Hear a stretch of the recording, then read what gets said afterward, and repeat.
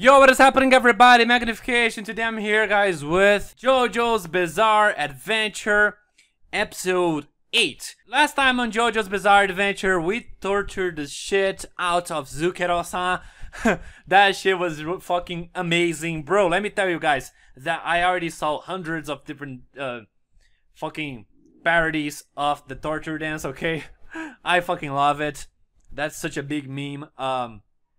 After I finished watching, someone pointed out the lyrics for that song, which I didn't pay attention when I was watching, but I listened to it later, and I was like, what the actual fuck?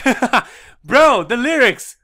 It's like a burning sunset, like a burning sunlight. Bro, fucking perfect for that scene, right? Because it's just the lyrics were just perfect for what was happening in that scene right there, because Zucchero was having his eyes burned by the fucking sunlight, right? So that was just fucking man, bro, that was amazing. Oh, by the way, I saw also the manga.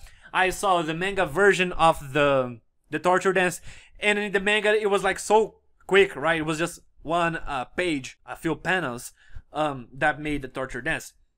It wasn't really a big deal. While here in the anime, they did an amazing fucking job. This is how you adapt a manga, okay? This is how you do it. Bro, David Pro, fucking amazing, okay?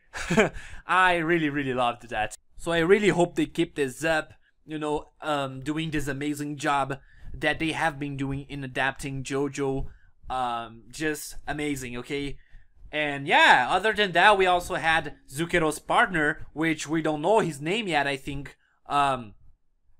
He's an interesting fellow. He has, he was just hiding there, right? He's way more careful than Zucchero looks like. He was just hiding, and he got caught by Mista and Sex Pistols, but, which is amazing, by the way, his stand, fucking love it. But he was able to escape into a truck, where when Mista got there, I think Mista shot the guy that was inside, but it wasn't actually him, right? Unless his stand has some sort of shape-shifting ability that made him look like that, but I think that's not the case. I think that he is just somewhere else, maybe under the fucking truck or something. He's in the truck somewhere else where he will definitely attack Mista. So yes, I guess let's just see how this little confrontation ends. At least I'm guessing it will end this watch through. Maybe not, maybe I'm wrong, but that's what I'm guessing. So yeah, let's just get straight into it. Link is in the description for the reaction. Like always, go check that out and come back to YouTube after you are done with that to watch the discussion. Let's do this.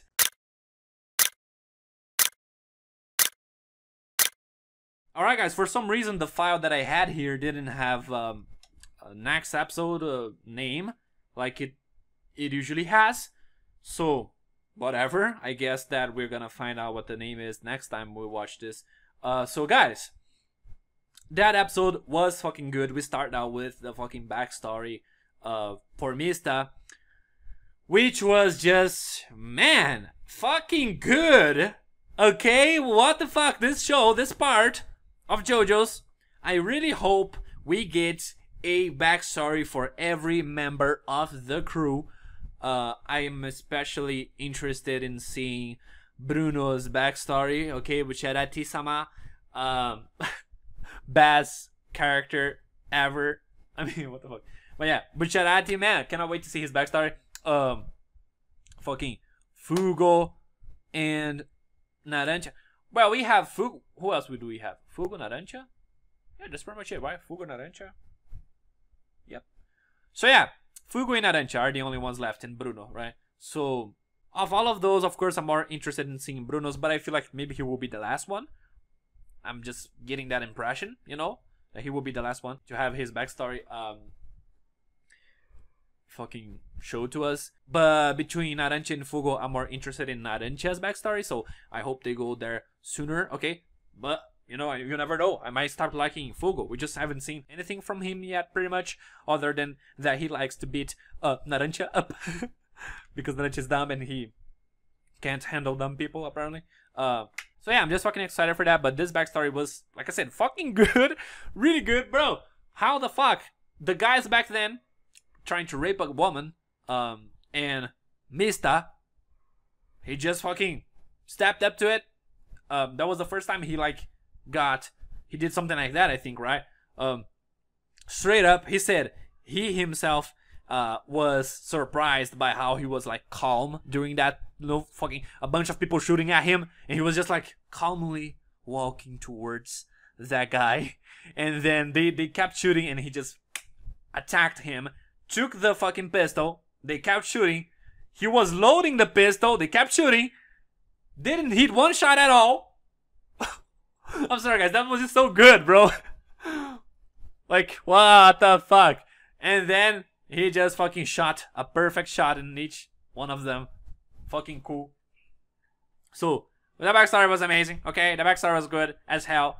After the backstory, we went to present day Mista, and I really like that this episode was basically focused on Mista all the way through.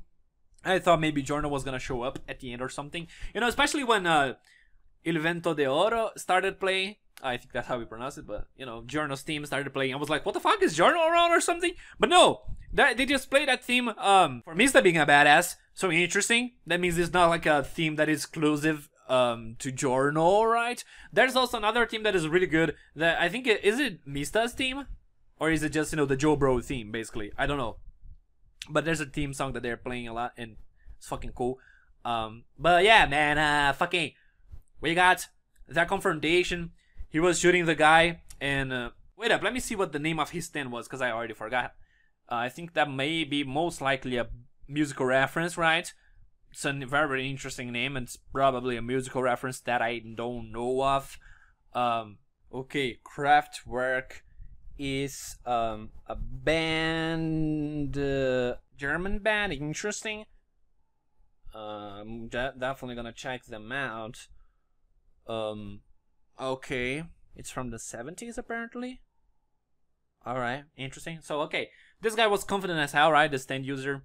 I think we got his name at the stand I catch, but I already forgot what his name was. But yeah, like I said, he's just very confident. He's just explaining his ability and shit, you know, how his stand works.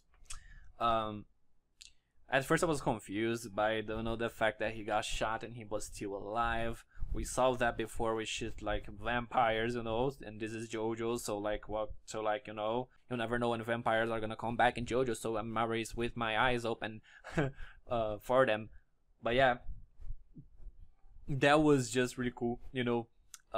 I like how number 4 was something that was mentioned a couple of times, you know, during the episode, because it is fucking something that Mista hates, and the fact that he got he got 4 bullets at some point and shit was really bad for him. But you know, nice that at the end of the day he ended up reigning supreme. But still, that was very nerve-wracking. Guys, if this was something that happened like really later on the story, I would have considered the possibility that Mista could die, because usually in stories when they just show a backstory out of nowhere, you know, it's usually because the character is gonna die. Of course, in JoJo's in part 5 they are doing this differently. You know, in part 3 they did that with Kakyoin, for instance. We didn't know like any backstory at all. All of a sudden he got his backstory, and I was like, shit, why the hell are we having fucking Kakyoin's backstory near the fucking end of the part? You know, like, of course they are gonna kill him, that's a death flag. But I'm really liking what they're doing in part 5, showing the backstories early on, so later on when shit goes down, you know, we are not really gonna be able to predict much who's gonna die and who's gonna live, you know, because what the fuck, they all will already have their backstories, unless they play like more backstory, you know what I mean? Anyways, good shit, fucking amazing. Mista figured out how the guy's stand works and shit, and I really liked the thing that he did there. Like, I noticed that he was floating. I was like, what the fuck, what the fuck? I thought he like was able to fix himself in place in midair or something, but I think that's not something he can do. You know, maybe he can, but I don't know. But yeah, that was really interesting what he was doing there. Just fucking throwing a bunch of rocks and fixing them midair so he is able to climb them, and that was just fucking cool. Man, his stand is interesting as hell. Okay, very creative, which is to be expected from Araki, right? But this part he's really going all out with the fucking creativity. I'm really digging it so far. Cannot wait to see like the rest of it, because this is already fucking amazing.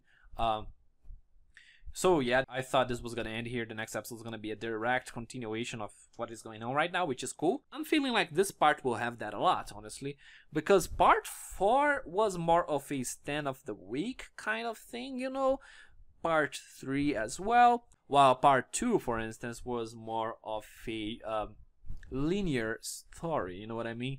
Like, and in part 3 we got some really random stand users that we didn't really need to have gotten, you know what I mean? The story, they didn't really impact much. They didn't really serve for much in the story, like part 4 as well. But I get it that part 4, it really fits part 4, you know, this thing of stand of the week, because, you know, they're just a bunch of high schoolers living their life, and then like a random stand user shows up and shit, you know, like it just fits in that part, you know what I mean? But here, I feel like the story here in part 5 is going to be more linear. We're not going to have that as much. Of course, we're going to have a lot of stand users that we're going to fight, but I feel like the story will be more linear. You know, like here in episode 5, we got to know about Popo's fortune. Episode 6, we were going there, right, to where his fortune is at. We were attacking on the boat. Now facing off this guy right here, and still trying to get to Popo's fortune. The guy's still alive. They're going to do something to him, I think. I don't know. But yes. Next episode, you know, continuing this whole thing with Popo's fortune. So, like, maybe even in the next one, something else, you know, like, I feel like the story, even though we're gonna have stand users attack us, the story itself, the way the story moves, will be linear, you know, more than other parts, which is pretty cool. I like it. Okay, I'm hyped for that. But yeah, I really like what the guy did with his stand, like touching the bullet a bunch of times, right, to build up energy, and then the bullets would basically shoot as if it was a fucking gun, right? Which is really cool. And I would really like too that was how he was defeated in the end. This guy is smart. He knew that he was gonna like try to go for the mouth, so he opened his mouth. And yeah, I really like the mind games, you know, Mista just saying, bro, you're gonna let your guard down after I told you this. And he's like, of course I'm not gonna do it. But he ended up doing it. Because he was like, yes, this was your last bullet. Since this was your last bullet, you're basically, you know, he definitely let his guard down, because he was like, you know, like, what can this guy do now without his gun?